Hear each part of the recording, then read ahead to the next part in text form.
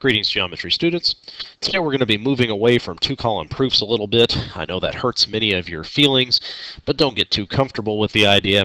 As we've already stated, two-column proofs is a problem-solving strategy and structure, and as such, you are likely to see two-column proofs in any topic that we might discuss from here on out. Okay, so we're going to look at some more logic and reasoning type stuff, but we need to have some new notations, and so we're going to spend a little bit of time today looking at what is referred to as set theory. Okay, so please copy down the title as well as our objectives. Your stated objective for today is the student will learn the notations for sets and their basic operations. Now, with any luck, if you had a pre-algebra or algebra 1 teacher that were pretty good, you've probably seen a little bit of set notation, even though you may not be aware of it, so hopefully this will not be entirely new for you. The language objective for today is the student will demonstrate the ability to evaluate provided sets and perform indicated set operations on them. And your essential question is, do I understand sets, their notations, and their basic operations? As always, anytime you need more time to copy something down, simply press pause and then hit play when you're ready to move forward. Okay, so let's get started. In mathematics, we use sets to designate a collection of numbers. There are plenty of operations or plenty of types of problems in math where a single value is not the only value of interest, where our response might actually be that we have several responses. We use sets in order to accomplish the structure of those answers. The items that are in the set are called the elements of the set. An alternate piece of vocabulary is that they are sometimes called members of the set. So within a set, we have several values. Those values are either called elements or members.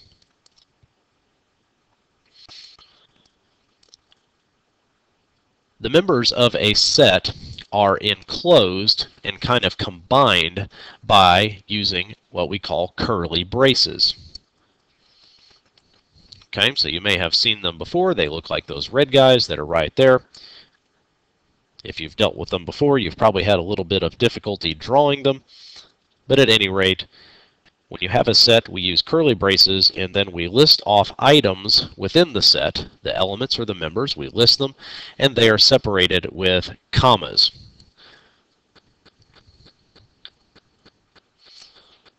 Now, there are two basic types of sets, and you will run into these as you go higher into mathematics. The two different types of sets are referred to as finite and infinite.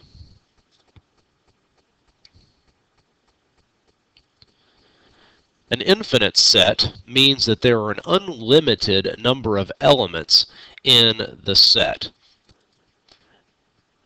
Now, there's limitless possibilities as far as examples for an infinite set, okay, but a couple are shown there for you. We could say all of the real numbers. It would be impossible for us to actually list all of the real numbers because there is no end to how many real numbers there are. That is called an infinite set. Or saying the positive numbers. It would be impossible for us to write them all down because there are an infinite number of them. So that is another infinite set. And in mathematics and numerics, there are plenty of infinite sets. So if you can understand what infinite means, then finite is probably no great mystery. Finite means the number of elements is limited. So if we said we had a set of values that were only single-digit numbers, well, that's a finite set because we can write those down, 0, 1, 2, 3, 4, 5, 6, 7, 8, 9. There's no other single-digit numbers other than possibly the negatives of those numbers I just listed, but that would be all there were. That's a finite set. Okay? Positive numbers that are smaller than 15. 14, 13, 12, 11, 10, all the way down to 1. Those are positive numbers that are smaller than 15. But there are no other ones other than those. These are examples of finite sets.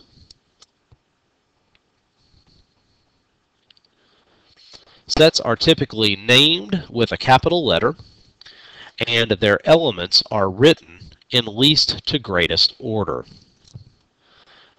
Now, if you're wondering how come we're naming so many things with capital letters, well, keep in mind, set theory is not a geometry topic. It is some mathematics topic in general.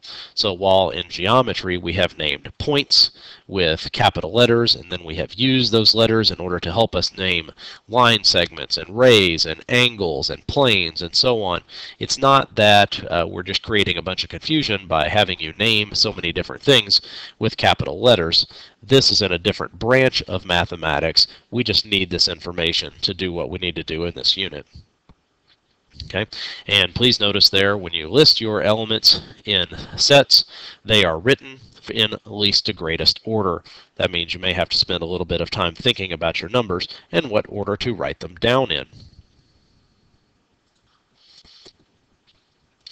Now, when an element belongs to a set, meaning the element is inside of the set, we have a new symbol. And he's this funky, smooth E-looking guy, and he is pronounced is an element of.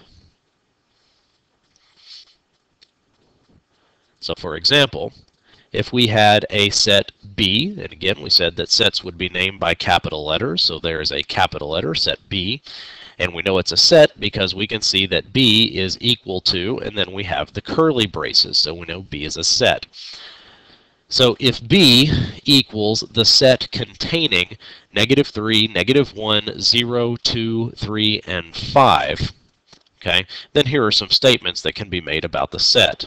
-3 is an element of set B.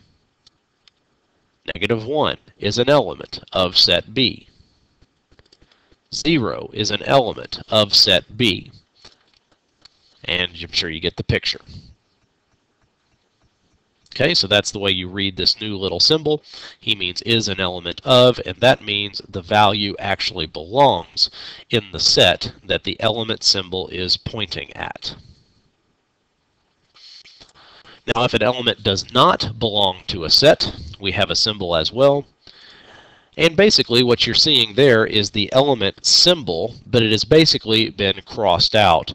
That is kind of a typical mathematical notation whereby you have a particular operation, in this case an element, and it is simply crossed out, and that means not, very similar to an inverse. So we're saying not an element. Okay, so that's the way it is pronounced, is not an element of. And I'm sure you get the idea, but I'm giving you an example anyway. There is set B. Once again, you already have it. You don't need to copy it down again.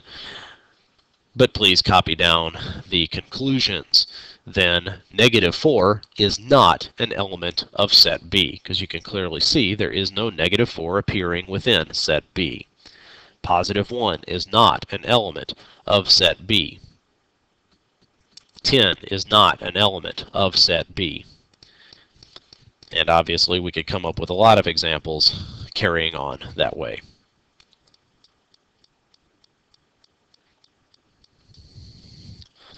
If all the members of a certain set were to be contained within another set, then we say the first set is a subset of the second one. When we have determined that we have a subset, we have a new symbol. And the subset symbol is almost like a capital U rotated 90 degrees clockwise. He is pronounced is a subset of, and we'll look at an example so that you can get a little bit better idea. That definition is not the clearest definition ever, so let's take a look at how this works. So let's say we have two sets this time. We have set A, which contains the elements 1 and 2. We have set B, which contains the elements 1, 2, 3, and 4. Based upon these two sets and the elements that they contain, what we can notice here is all of the elements from set A are also in set B. Following the definition from above, we could say that set A is a subset of set B, meaning all of the members, all of the elements in set A are contained within set B.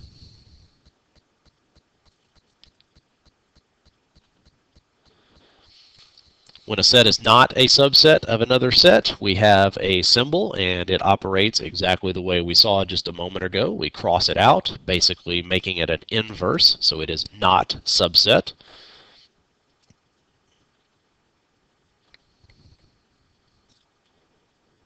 And that's the way you read that one. Okay, so here's an example. Once again, set A and B. This time B is changed, so go ahead and copy these down again. And in this particular case, there are elements of A that are not found in set B, so we would not be able to say that set A is a subset of set B.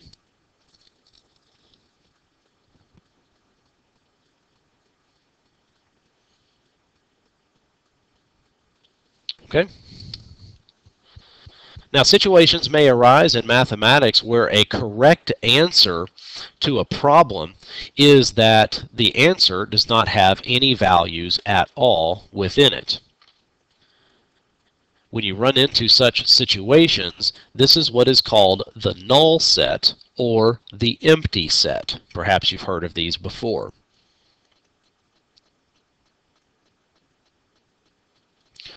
When you run into such a situation, the set that has no members in it is identified by this symbol. We have the curly braces because it is a set, and then we basically have a large number 0 that is crossed out, and that indicates not any members within the set. Okay, so that is pronounced the null set, and when we respond in such ways, or if we see this written, basically the announcement there is we have an answer, and that our answer is that there is no answer. Okay, a couple of mathematical operators that show up within sets. One of them is called union. The union of two or more sets consists of all of the elements that exist in either of those sets. When we are looking at or discussing a union of sets, we have yet another symbol, and it looks very much like a U, a capital U. A little bit different, but you get the idea. So kind of an easy one to remember, U for union.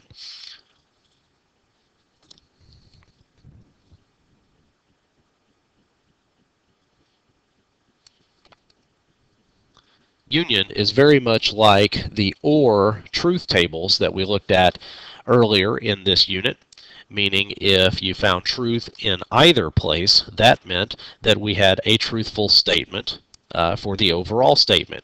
Union works kind of the same way. If you find an element in either of the sets that you're looking at, then that element will be contained in the answer. Okay, so the basic meaning of the word union is OR, like we said, kind of like an OR truth table.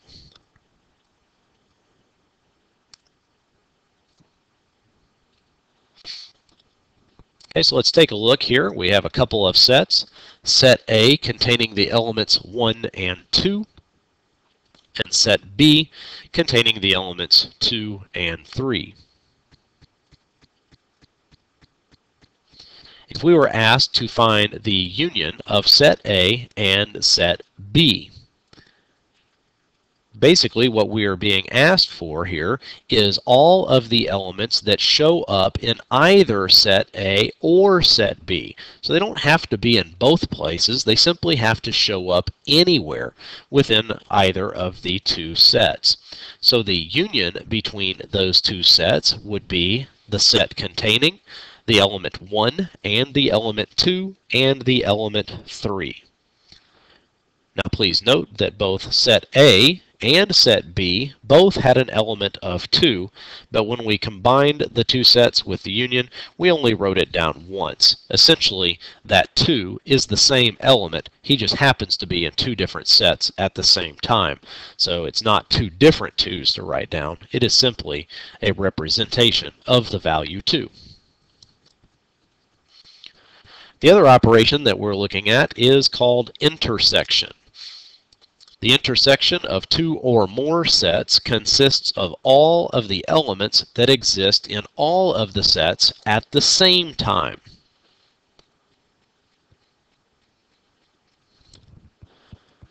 When looking at the intersection of sets, we have a symbol, and that symbol is basically the union symbol only turned 180 degrees, so it's kind of upside down.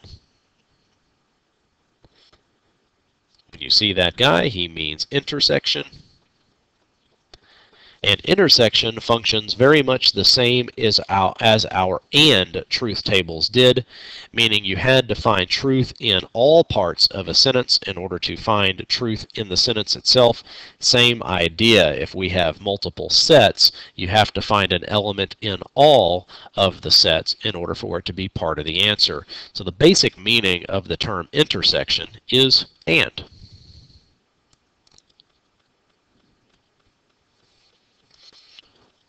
Okay, so let's take a look at an example. There are set A and set B again. You don't have to copy them down. You should already have them just a moment ago.